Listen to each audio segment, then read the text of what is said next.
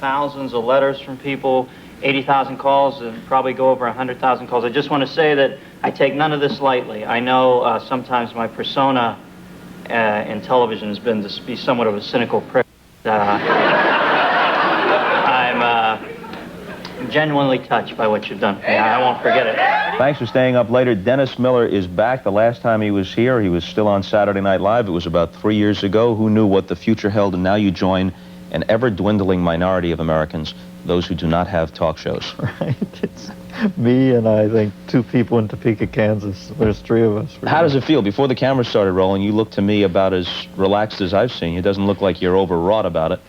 Well, other than the fact you're blocking my key light with your big knee down. Yeah, this is a big television thing. I'm trying to be comfortable, and then they're telling me that I'm in your shot.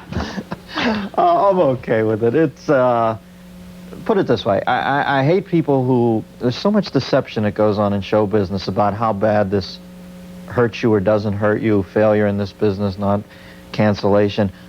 I'm as hurt as anybody would be if they lose something that they enjoyed doing. At some point, though, the expectation that once you get on television, you will remain a television constant for the rest of your life is a pretty silly way to lead your life. You're talking about a very whimsical chemistry between you and an audience, and it's hard to get on and think, well, I'm like Carson, I'll be here 30 years. I never thought like that. I've watched baseball too much. You get hired, unless you're Walt Alston, you're hired to get fired, and that's just the simple truth, you know? One thing I noticed, whether I thought it was working on a given night or not, you never tried to find the center. I mean, you decided this is what I do, like you said, and for better or worse, I'm just going to try to do it as well as I know how, but I'm not going to take a focus group and find out what they said and try and find the middle off of that. Well, what I was shooting for was the Tonight Show always seemed to shoot for, it's more traditional show business. Arsenio advocated it was a party every night. We thought of our show as a party, but we were the weird people who always end up in the kitchen. You know, it was like at every party there's a group of 5 or 6 people that kind of end up out in the kitchen. I don't think showbiz is as sacred as we treat it in this culture. I'm a little embarrassed by that and squeamish about that to some extent. There might have been complaints about the show, but one thing, I was really unfiltered out there. If I had done something ineptly, I pointed that out. If I'd done something well, I kind of celebrated in it for a moment. I really felt like I was pretty unfiltered, and you know, I don't know that that's what the society wants, but that's all I could do. I remember reading a Playboy interview you did a while back, and one of the points you made was you have to distinguish a guy's act from the person. And you used an extreme example of that in Andrew Dice Clay, whose act many people find not only not funny, but repulsive, but you found him to be a very nice guy when you crossed paths with him, and you made that distinction. Your act has an edge to it, a very cynical edge, but you're a nice guy sitting around.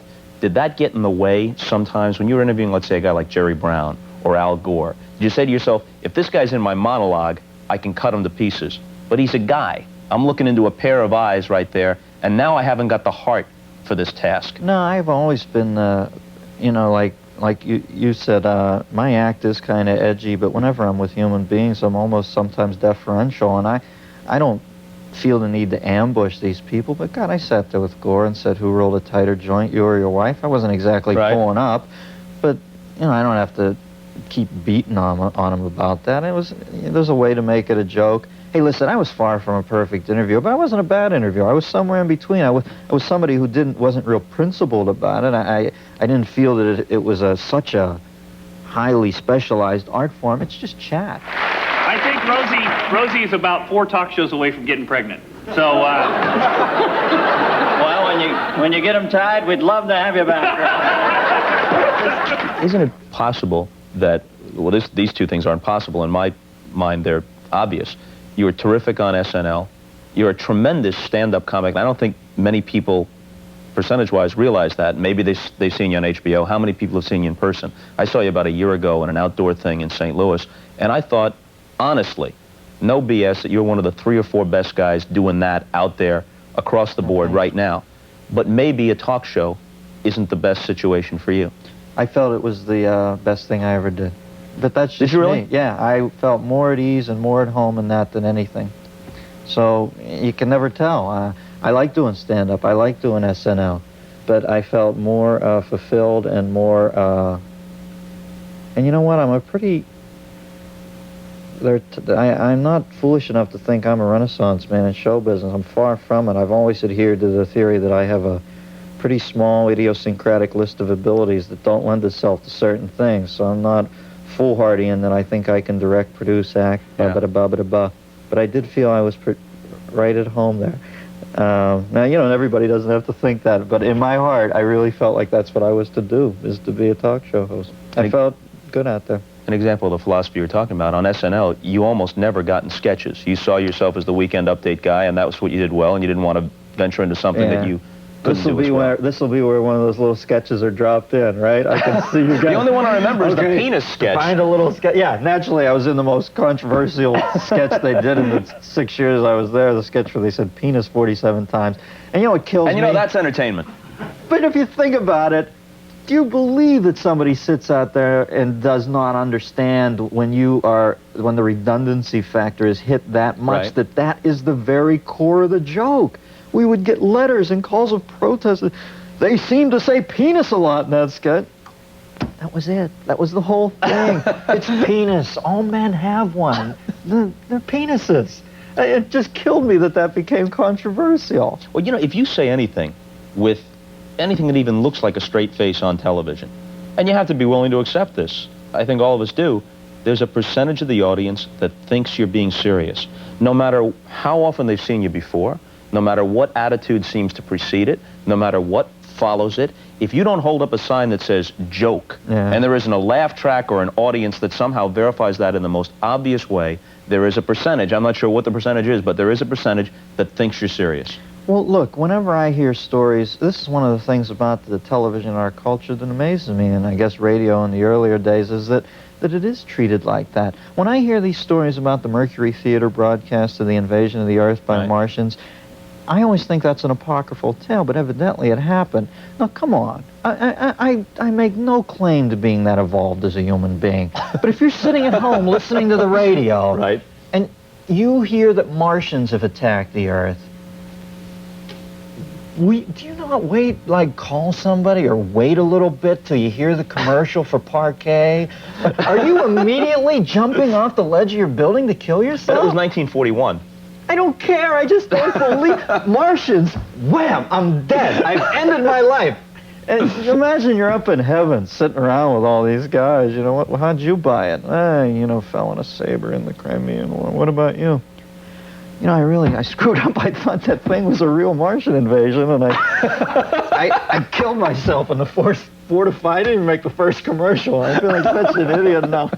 You guys get radio up here? I'd like to hear the end of it. I killed myself so early on, I'm sure it's still on. Let's hear the ending.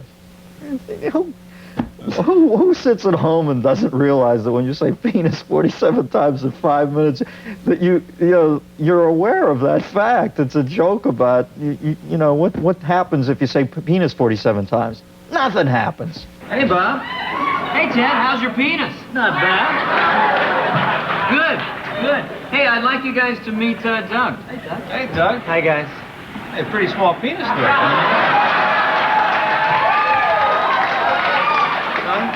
Yeah, you could pick a lock with that penis. Here I am playing tennis with my dad. Hey, you've really got your dad's penis. Yeah. Release all my delegates to Arsenio and David Letterman. How comfortable are you with the way things have come out about your feelings about Jay? Well, you know what, I first off have never voiced those voluntarily. I've always answered questions about him. And, I'm not going to lie about it, but it's not as heavy as everybody makes it. We just saw a different side of each other. I'm sure Jay, if he wasn't in the I don't make comments on that sort of business, would say the same thing. We just don't, I don't particularly get along with him right now. And, we don't talk. But it's not that crushing. I hadn't seen that much of Jay. He's a good friend. He really was. I mean, we were good friends to each other. And it's just, as so many things in life, when you get in a competitive situation, hey, Woody Strode and Kirk Douglas got along, too. They threw him out in the pit. You know, you got to start swinging that sword, and sometimes somebody gets a little bloodied. But is it just that tough competition? Is it Ali, Frazier, and then you throw your arms around each other when the final bell rings, or is there lingering resentment? I didn't do business the way they did business. We differed in our approach to it, and all I can say is I talked to every one of the other competitors, and but I don't talk to him, and I don't think he'd want to talk to me. We just went about it in a different way. See, now there people would say, look, Good Morning America and the Today Show, they got to go at it tooth and nail for bookings. They've got to compete hard. Oprah competes with Phil. This is the way the landscape is, and especially now because it's such a jump ball. Johnny leaves. Jay's trying to establish his show. Arsenio is a force. Nobody knows how this thing is going to shake out. We got to be aggressive, but there's nothing unethical about that. Hey, you know, I don't mind taking the charge. I just hate it when the guy steps on my, neck when I'm done. It was sort of a Leitner type thing. Yeah, it's a tough game out there, but there are ways to do it that wouldn't anger somebody, and there are ways that would. And you know what? It's a bit of a drag. And you know what? I also want to go on record, and you have to put this on. It's not the reason I'm off the air. The culpability flowchart on the demise of my show reads like the genealogy to the kid on the porch in Deliverance. There's a lot of reasons that show's off the air. But the bottom line is, I did have some headaches there. But that is not why I'm off. I read that now. See, that's how you get slammed in this culture. They asked you questions, you try to give an honest answer, and then they say you're blaming him. I'm not. We just didn't get along. We bumped heads, and we don't talk now. But it's not why I'm off the air. But, it was hard. It was hard to deal with there. So here's the good thing about this, though. It's not a soundbite. It's not going to be a short quote in print, so you can say whatever you want here. Yeah, it's just a bit of a... What did they do that got under your skin? I don't think there's any way you can win saying that stuff. Because it looks boring, and it looks like you're... Like I said, it'll never come out. It'll always look like I'm whining. We didn't get along. We went about the shows differently. And they were a little, I thought, cold in the way they did business, and that's it. It cost me a friendship. Do you feel bad about that aspect? Because I remember you saying once that Jay Leno was among the people who taught you you could be successful, you could be funny, and you don't have to be an ass in the process. Yeah, well, this is pretty rarefied air now. You know, he's the host of The Tonight Show. It gets... And that was the first time I had ever been in direct competition with him. It just... you can see where it wouldn't be naive to think that would alter your relationship with somebody. I don't think at the core Jay's a heinous individual and all that. We don't get along anymore, and we don't chat, and that's it. How about Arsenio? I don't know him that well. I think there's this people are too easily deified in our business, so I am not going to go into that rap about how he's beautiful and all this. He seems like a pretty good guy, and he seems pretty honest in his opinions, and I think if Arsenio had trouble with you, he'd call you up and tell you that, and if he liked something you did, he'd call you up and tell you that. I think you get a pretty legitimate bounce off Arsenio. I don't think it's posturing or posing. I actually had dinner with him for the first time last week, and maybe we have a friendship growing there. We had a good time together.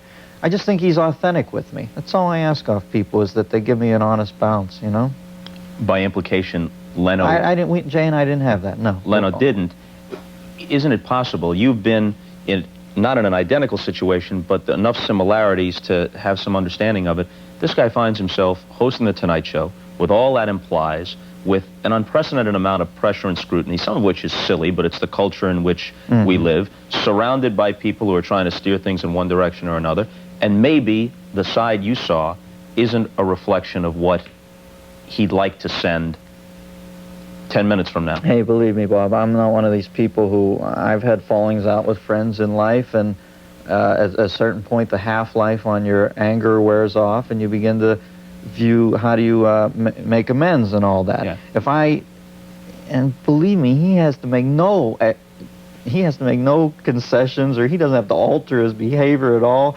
He could be like he wants to for the rest of his life. If I saw the certain things that angered me, if they changed again, I don't have an axe to grind for the rest of my time on this planet with Jay Leno. Really, it's much ado about a little something, not nothing. But people make it more than it is. We don't get along right now. Friends have falling out. We bumped heads. I didn't like the way he did business on certain things. I'm sure he thinks I'm a whiner now and all that.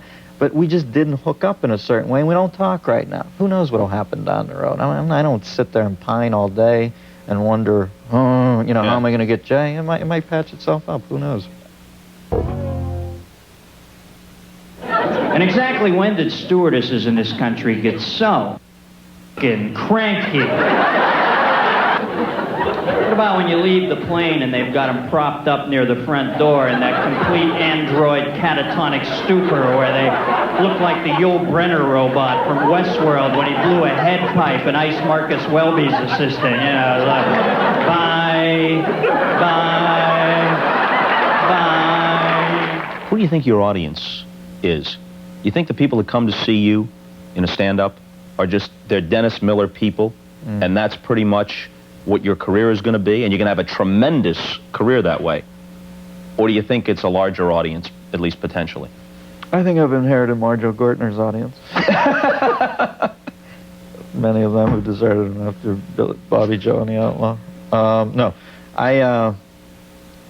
Because that's always hard to read. You know, I can go and see you in a small club or in an arena setting like I did about a year ago, and everybody is howling, and you say to yourself, this guy could be the most popular comic in America. But maybe not. Maybe the stuff is so esoteric that only the people who get most of those references show up. What? There's too much placed on that. I honest to God don't think it's that esoteric. I really think people beat that over the head. Maybe we ought to set the speed up a little on this whole game in this country. I'm not a particularly well-read, well-versed man. I read some periodicals and that, but I'm hardly an egghead. If you go out there anywhere in showbiz now, it seems, and say, you know, why can't you say Buckminster Fuller's name? What does that make you some? I don't try to like step out there. Yeah. I assume that the goodly portion of this community, maybe the sort of disenfranchised who don't speak up that much because they don't feel they're getting what they need. There's a lot of people out there who might read a little and want some references, want it to be a little harder to get, you know? And do they need to get everything? I don't think so. I'm always infatuated with people when I don't understand. I sat with Eugene McCarthy out there one night. He was so smart. I knew he was to the 10th power smarter than me. You know, and I didn't even know everything he was saying, and indeed if he had quizzed me in the middle of it on a point he had made and said, what did I just mean, I wouldn't even faked it. I would have said, you're just too bright for me. And you know what? I didn't get pissed off at him. I tried to remember a couple things he said and look them up, a couple names he threw, and I was kind of intoxicated that he didn't feel the need to make everything that readily accessible to me. You know, he just spoke. And he said, here's how I speak. If you want to look it up, or if you want to, maybe you'll know some of it. And I did know some of it. And the part I knew, I felt good about. I don't immediately, you know, it's like, Robert Vaughn went across the river in Teenage Caveman, and they all wanted to kill him. I didn't always want to kill that guy. I wanted to grab him and go, hey, what kind of trees do they have over there? You know, I'm kind of intrigued by that. And a lot of times, the stuff that you do, you don't have to know all of Buckminster Fuller's work. The name just has to ring a bell. Yeah. Maybe you think of one thing associated with him, and the very notion of getting the reference and hearing somebody's name or hearing a reference to a place or a situation that you don't expect to hear in this context is funny in and of itself. Well, I have an example of that in my act. I used to do a joke where I'd tag, I got a life to lead, cha-cha was the joke. It was about older women driving slowly and how you want to get up alongside of them. I got a life to lead, cha-cha. I wrote it after Shirley Muldowney, the female drag racer. But as I did the joke, I saw nobody had a clue, really, except maybe sometimes down south, who Shirley, or, you know, if I was playing the Rec Room at Chris Economacki's house or something. Or Roger Color Me Gone Lindemood or TV Tommy Ibo. Big Daddy Tom. It's fake, Perdue. But actually, unless you were in a funny car demo, you know, nobody got it. But they dug the rhythms of the word cha-cha. I still have young kids come up to me and go, hey, cha-cha, what's shaking? And I know they don't know who Shirley Muldowney is. You're right, it doesn't all have to be God. I can't even use a vending machine anymore. Anybody remember when all this took place behind the scenes? You put your money in, you pull the lever, you pick up the candy bar. Now they have these clear front plexiglass machines with the little spirals, and the Fritos always live up on the penthouse floor of the little simulated apartment building. You press the button, literally push them over the ledge to their death. They plummet right in front of you like Jimmy Stewart in Vertigo.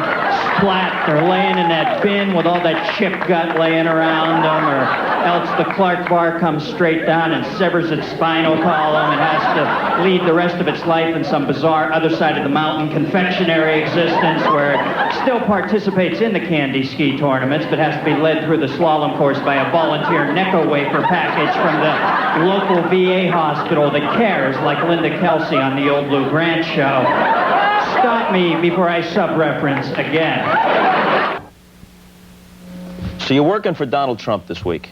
Yeah, you know, I'm working down at the Trump Taj Mahal, as it were. I used to work the castle, but see, the show. Now, what kind of crowd has comes out? skyrocketed. What kind of crowd comes out to the Taj Mahal? Well, there's another misnomer about show business. Everybody always warned me about playing casinos. You know, you heard all the apocryphal tales about women pulling a slot machine while breastfeeding their baby. You know, it's really crazy, hard Well, business. somebody ticked off that Lola Falana or Shecky Green aren't there. Right, but or Pat Cooper is the Phantom of the Opera, just crazy, dropping the chandelier down.